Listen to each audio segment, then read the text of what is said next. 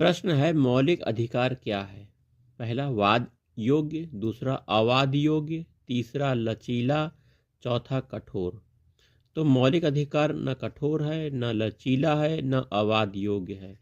मौलिक अधिकार वाद योग्य है, अर्थात इसका मतलब है अगर मौलिक अधिकार किसी के उल्लंघन होते हैं तो वह न्यायालय की शरण में जा सकता है और अपने मौलिक अधिकारों का संरक्षण प्राप्त कर सकता है।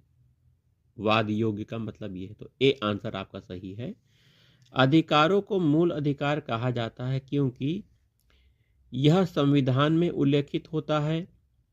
सही। यह प्रजातांत्रिक होता है। सही। प्रजातांत्रिक नहीं, ये नहीं। अधिकारों को मूल अधिकार इसलिए कहा जाता है क्योंकि संविधान में इसका उल्लेख होता है। प्रजातांत्रिक ये हटा दीजिए, नहीं। यह लोक कल्याणकारी होता है, यह भी नहीं।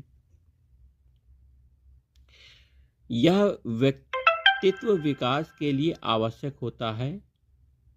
व्यक्तित्व विकास के लिए मौलिक अधिकार बिल्कुल सही, ये होता है। संसद इसके विरुद्ध कानून नहीं बना सकती है,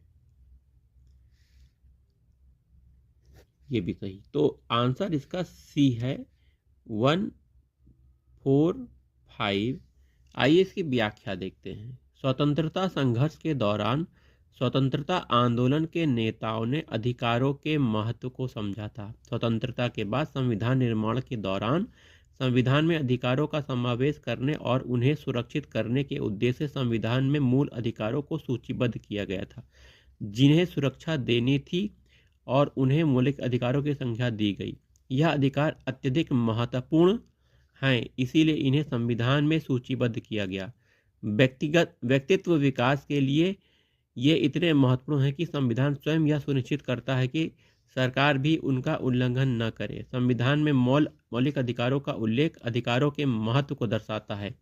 इन अधिकारों के अभाव में व्यक्ति के व्यक्तित्व को का सर्वोत्तम विकास संभव नहीं हो पाता। संविधान का अनुच्छेद 13 के अंतर्गत यह प्रावधान किया गया है कि किसी भी अध्यादेश या अधिनियम के द्वारा अधिकारों को छीड़ या समाप्त नहीं किया जा सकता।